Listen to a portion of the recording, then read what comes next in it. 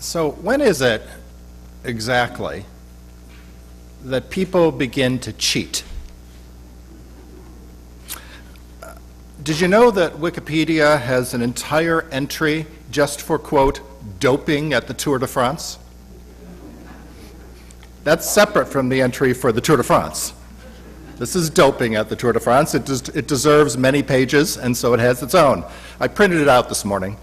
I know that you can't read it, but over the 50 years that went from 1960 to 2010, there were 24 winners of the Tour de France. Some of them won multiple years.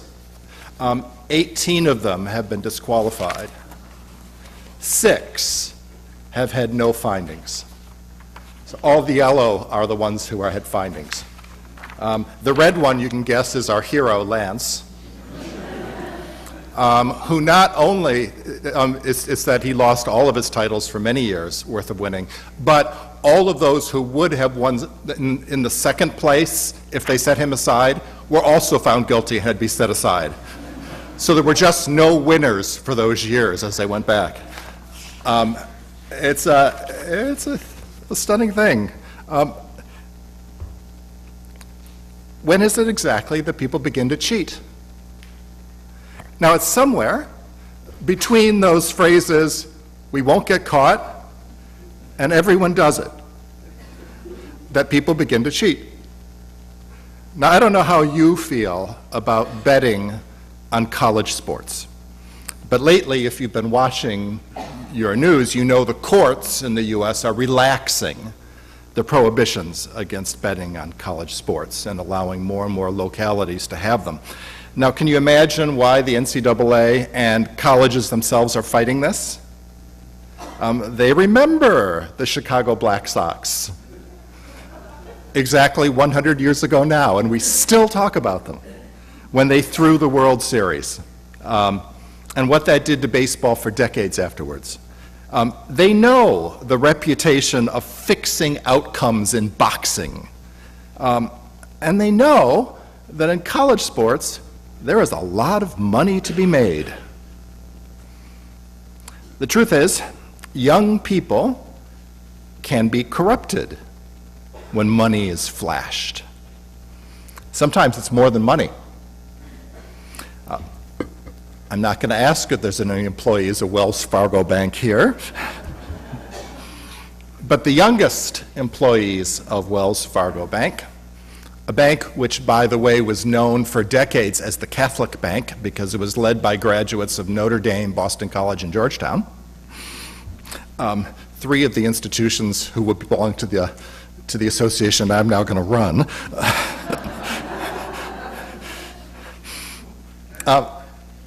The youngest employees in that organization were incentivized with pay and with promotion opportunities if they could find new accounts, new mortgages, more credit cards, auto loans, and more, selling to people that they already had a relationship with and selling more and more products. Suddenly, millions, not thousands, millions of new accounts appeared on the books. Often for individuals who didn't know that they had taken out a new account. Consumers were paying fees they didn't even realize they were being paid because it was being automatically deducted. The credit ratings of people were ruined.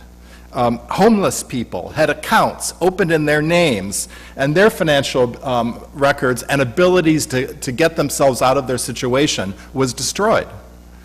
Employees who reported the behavior were given unfavorable reports such that they could never be hired in the financial industry again and had to start over and find some new line of work. People holding that bank's stock lost savings. Now, I'm guessing that the young bankers who were part of this weren't thinking much about the people that they were hurting when they were responding to the incentives. They were thinking about their careers and getting ahead, or just surviving in a company whose rules for getting ahead were pretty clear. Corruption isn't always about money. Sometimes it's seeking advancement or even power. and it's the shortest, easiest, most effective way to get there. At least that's how it's seen. It isn't exactly that there's a conscious intention to hurt people. Rather, it's kind of a choice not to think about people that might be getting hurt. Now, that's the only category that helps me understand anything about the article in the New Yorker 2 weeks ago that was entitled Deception, Inc. I don't know if there are New Yorker readers in the crowd or if it's in one of the stacks you haven't quite gotten to yet. It's online if you want to read it. It's about the rise of a whole new set of companies in the world whose specific purpose is to influence elections. Now, the story follows a small town in California, an election there, where the residents were trying to get rid of a corrupt hospital board chairman. And it was an election to that board. And so the hospital board chair hired one of these companies, and then he set out to destroy the reputation of an Hispanic mother who had never run for elected office in her life, but really believed in the importance of that hospital to the community. And she decided to get involved. I'll let you read the story for yourself. It's shocking what they did to that good woman. Now, when discovered later and questioned by the FBI, their excuse went along these lines. Quote, actually, there's no law against this. It seems that those same people are now being questioned by Robert Mueller's team for their involvements in another campaign. Now, notice something about all of these. Most all of these employ young people, and they offer them a situation where they can get ahead in some manner. Now, movies like to portray corrupt individuals as older men, grizzled and gray. But they're often, it begins with the young who are in jobs where they're just trying to get ahead. Young men and women learning the game of succeeding quickly.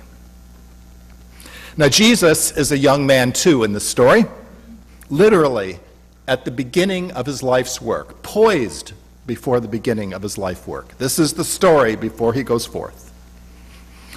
And the story of the three tests of Jesus, or the three temptations, is at the beginning of Luke's gospel, where Luke is trying to introduce Jesus to his reader before he starts telling the stories of Jesus' life.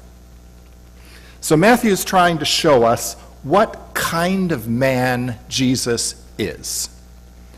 And so he tells the story of the three tests. The first is to use his power, which we see lots of examples of later in the stories, to turn stones to bread.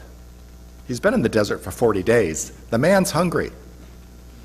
Jesus says no. He will not try to avoid or to medicate pain or discomfort in his life. He will not use his power for his own personal gain and his comfort. He will not focus on his own desires, his own needs. He won't short-circuit it. So the second test is to throw himself from the mountain to the rocks below, putting God to the test of saving him. And Jesus again says no. He will not ask for divine intervention for himself. The third offers him the world at his feet. And Jesus rejects this most seriously of all. He will not sell out his allegiance to his Father for a quick fix. for something that can only come from a lifetimes of work.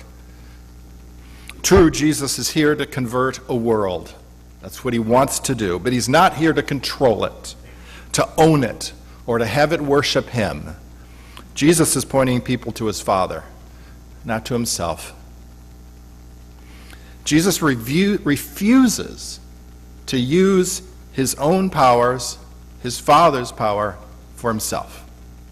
He refuses to call down special favors from above. He refuses to make this work about him and his advancement. He's here to deliver a message from the Father.